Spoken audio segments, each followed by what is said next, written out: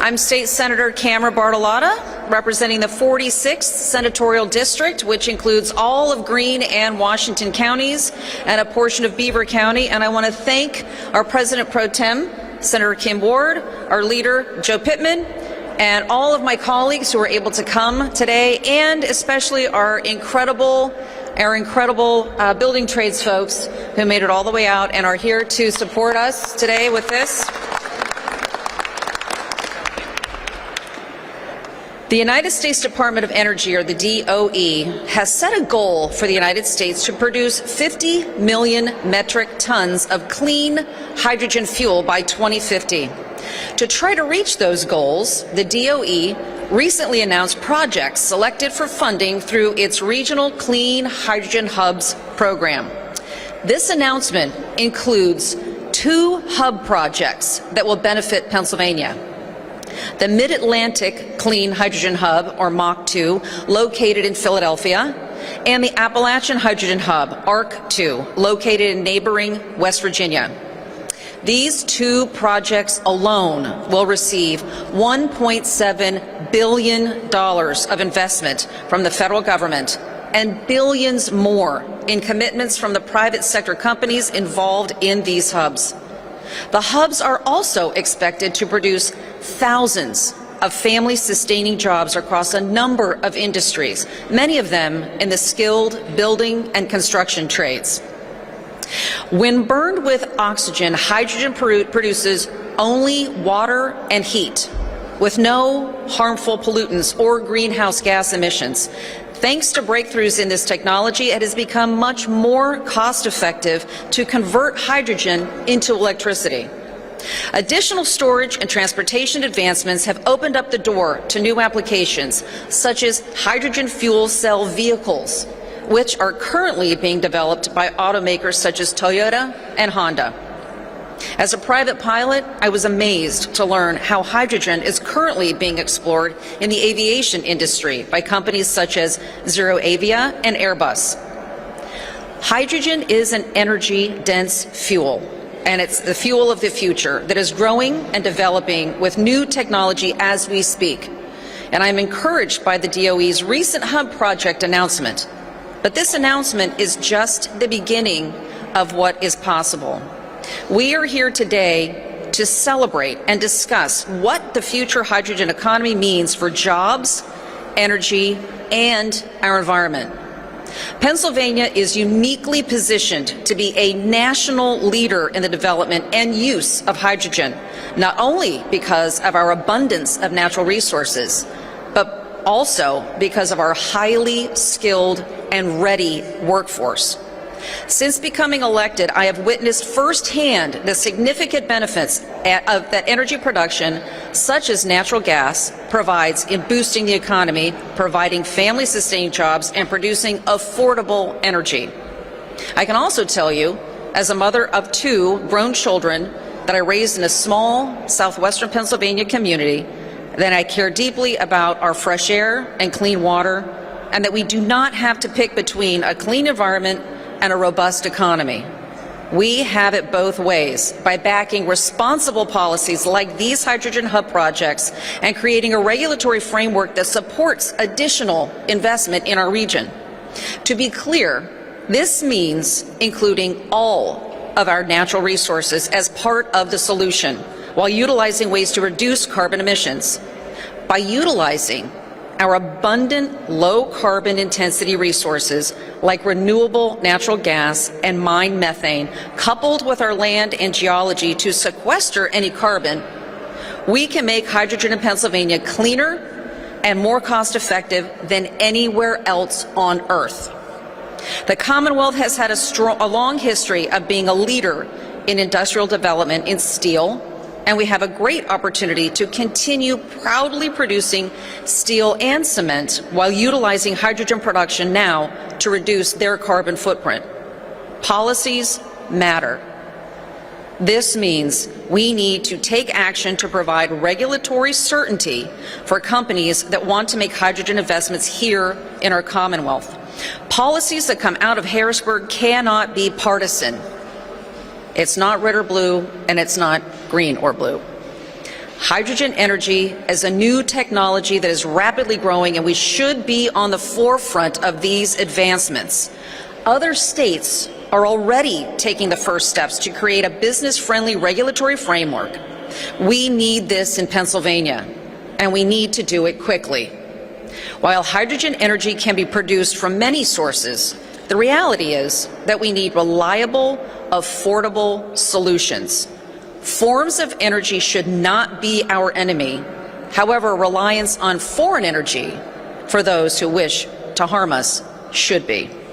Consumers need a balanced grid that is affordable, reliable, and clean, both here in the United States and in regions all around the world. This means realizing that different sources, such as natural gas, are part of the solution and a key part of how we kickstart the hydrogen economy in Pennsylvania. It is essential we encourage the safe, responsible development of pipeline infrastructure in order for the Commonwealth to reap the considerable economic benefits of these critical industries in the form of more jobs and lower energy costs to consumers. Pipelines are the safest means of transporting these products throughout the Commonwealth. We need leaders who match their rhetoric for the American worker with tangible action. Predictable permitting timelines, consistent regulatory standards, and agency leadership that doesn't hijack the authority entrusted to their offices as an opportunity to advance their personal and political agendas. We may have another opportunity for an additional hydrogen hub in southwestern Pennsylvania, so we cannot let misinformed environmental extremists and politicians distort the truth and toss good-paying jobs by the wayside. With our robust natural resources, technical expertise, and world-class workforce, Pennsylvania has no excuse not to lead and bring the hydrogen economy to reality. I would now like to introduce our President pro tempore, Kim Ward. It's okay. I appreciate that. I wasn't really prepared to speak. I think Senator Bartolotta did a great job of talking about the facts. And I think at the very bottom of all of these facts is there is room for all energy in our Commonwealth. We need to stop the war on fossil fuels. Pennsylvania is an energy leader. We have energy abundance. We can make our country energy independent instead of energy dependent. And we have opportunities here, and I truly hope that we're able to bring forth more hydrogen hubs. You know, I was disappointed, of course, that the main hub wasn't in Western Pennsylvania. We have the workforce, we have the resources, we have everything you need to make it work. We're ready. We're really tired of losing to West Virginia and Ohio. We're tired of losing our workers. We're tired of losing businesses that have to do with, fossil fuels. And I support Senator Bartolotta's ambition to bring more hydrogen here to Western Pennsylvania and to Pennsylvania. Yeah, I'm a Western Pennsylvania person. Sorry, guys. I love you all, but sorry. Thank you. Thank you, Kim. And now a few words from our Majority Leader, Senator Joe Pittman. Senator Bartolotta, thank you for organizing this very important event today. As our President Pro Tem also pointed out, this Senate Republican caucus is committed to energy independence because we recognize that energy independence is national security.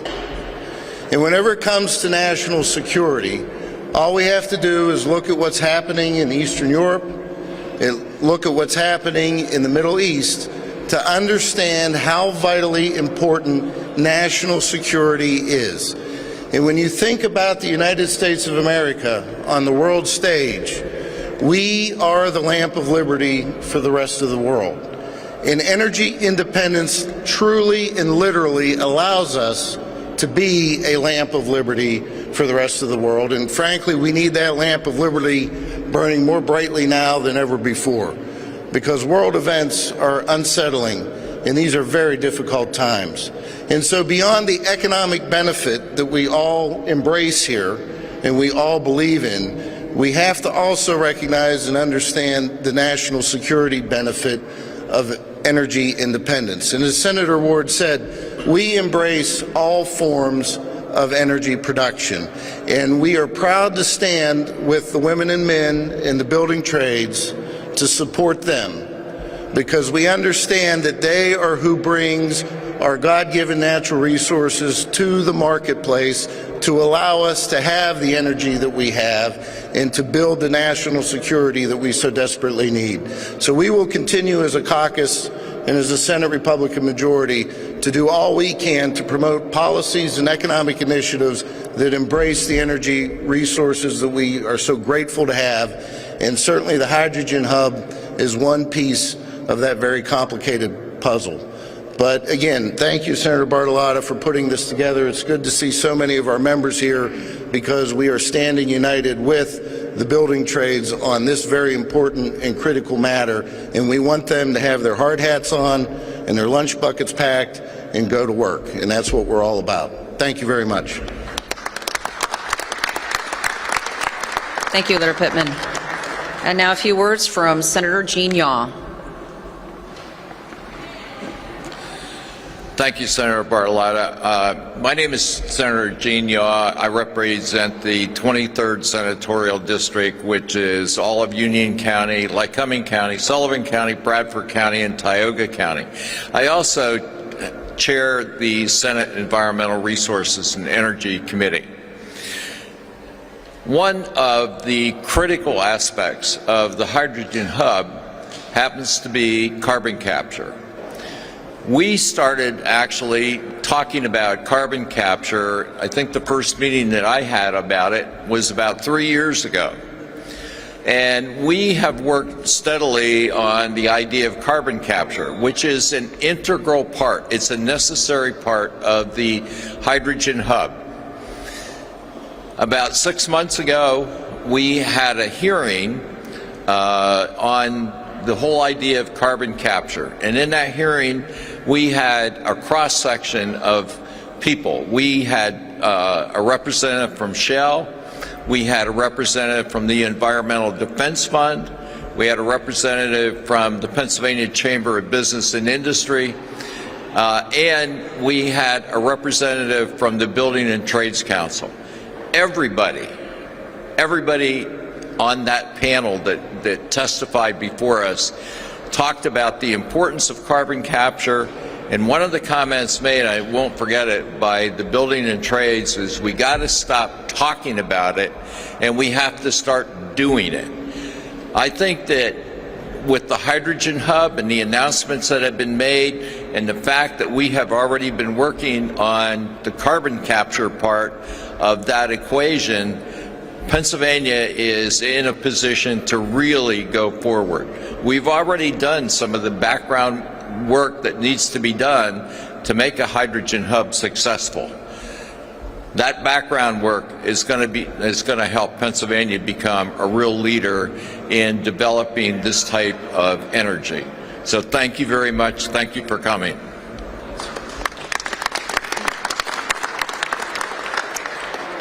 Now we're going to have a few words from the Chair of Labor and Industry, Senator Devlin Robinson. Thank you, Senator Bartolotta. Good afternoon. I'm Senator Devlin Robinson, and I represent the 37th Senatorial District, which includes parts of Allegheny County. Western Pennsylvania has a vast history of energy production dating back to America's birth, when our coal mines began operating in the late 1700s. In 1959, Edward Drake drilled a well while exploring for petroleum, beginning our successful oil production in history. Several years later, in 1886, George Westinghouse founded his electric company in Pittsburgh. Industries and households throughout the U.S. transitioned from coal and oil to electricity and natural gas for their main source of power. But with technology and upgrades advancing, one thing has remained constant. Western Pennsylvania has and always will play a major role in the nation's energy industry. Recently, as you know, the U.S. Department of Energy selected the Appalachian Clean Hydrogen Hub, also known as ARC2, to receive federal funding to begin developing and producing hydrogen fuel in West Virginia, Ohio, Kentucky, and right here in Pennsylvania. Although the Pittsburgh-based project was not chosen as one of the 7 regional hubs, the West Virginia one was selected. This is not a backyard brawl, but instead needs to be looked at as a great opportunity for our workers. There will still be thousands of Western Pennsylvania skilled workers in the building trades who will benefit from ARC 2. According to the Department of Energy, ARC 2 is expected to create more than 3,000 permanent jobs and 18,000 construction jobs, and many of these positions are expected to spread across parts of Western Pennsylvania. We have great opportunities across our Commonwealth, and we can, for example, in my district, work with partners like Pittsburgh International Airport to help lower emissions and lower costs of our aviation industry and, and transportation sector from the use of hydrogen. This is significant for our region, where coal was the center of our economy and communities for decades. Coal towns that have been left struggling or abandoned will be able to repair and reinvent themselves. Not only will ARC 2 offer family-sustaining jobs, it will bring environmental improvements and long-term health benefits to those living in the area.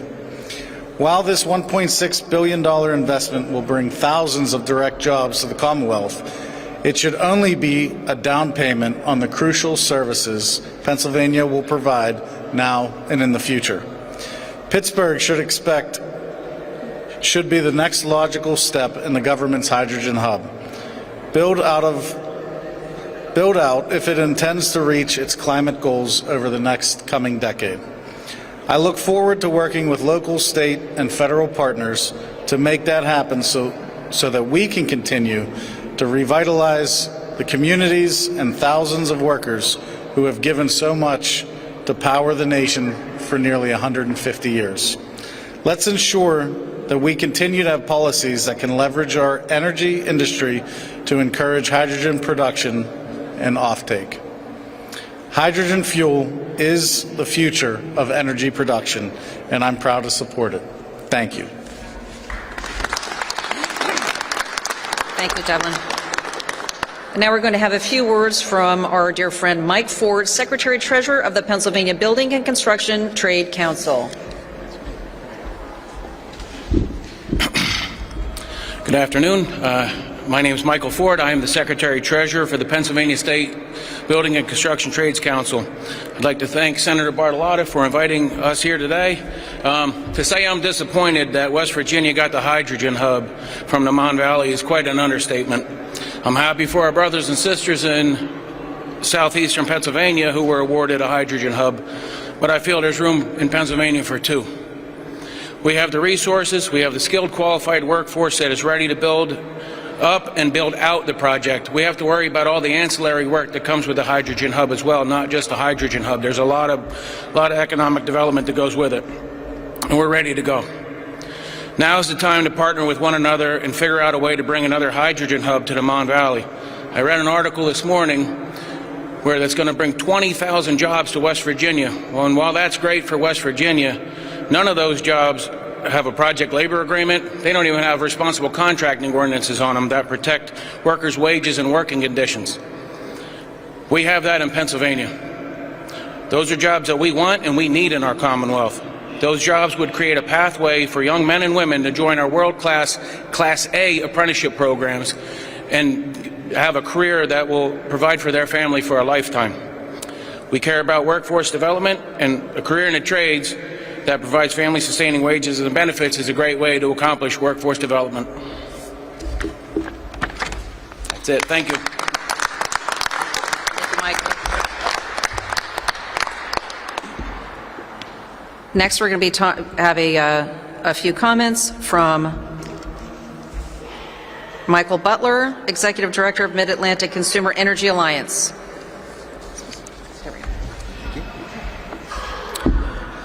Thank you, Senator Bartolotta, for having us here today. My name is Mike Butler. I'm the Mid-Atlantic Executive Director for the Consumer Energy Alliance. In short, Consumer Energy Alliance is a national association that advocates for a common sense, all of the above energy policy program. Everything we do boils down to affordability, reliability, jobs, and environmental stewardship. We believe that in all of the above strategies, what's best for the American worker, the American family, and American business. And today, the hydrogen hubs are a fantastic example of that. It's an incredible breakthrough. It's a real testament to the leadership here in Pennsylvania to make sure that we are able to get the benefit of 2 hubs. We're the only state that gets the beneficiary of having 2 regional hubs. It's more than $1 billion in investment. It's more than 40,000 jobs. It really ought to be a bipartisan celebration. Unfortunately, there are some naysayers on the other side that are downplaying the significance of this or want us to go in a different direction simply because it utilizes natural gas. The reality is that blue and gray hydrogen is the most practical and prudent and immediate resource we can use to take the hydrogen opportunity forward. We don't know all the offshoots that this will ultimately produce. We do know that it is going to ramp up hydrogen as a fuel source, and that is better for the environment. There's no doubt about that. We like to say at the Consumer Energy Alliance that the greatest story never told is the United States leads the world in emissions reductions. We do that largely because of our abundant natural gas, particularly the natural gas in the Marcellus Shale region, and we need to continue forward with that. It is, again, by far the biggest environmental progress that has been made on the global stage is what has happened under our feet in the last 10 to 15 years. On the economics and jobs, I can remember back 10 years ago, the natural gas companies were running commercials saying drilling is just the beginning. Well, it was hard to know what does that mean exactly, and what have we seen? Shell making a generational multi-billion-dollar investment in Beaver County.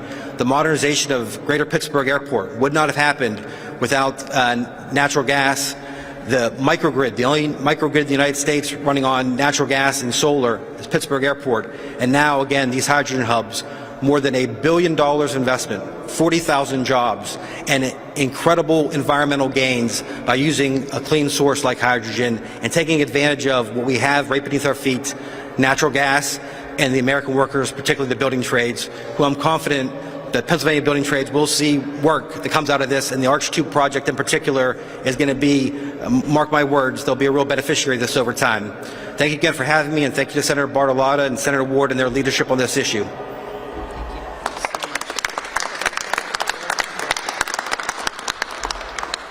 Now for just a last speaker, Senator Chris Dush asked to say a few words.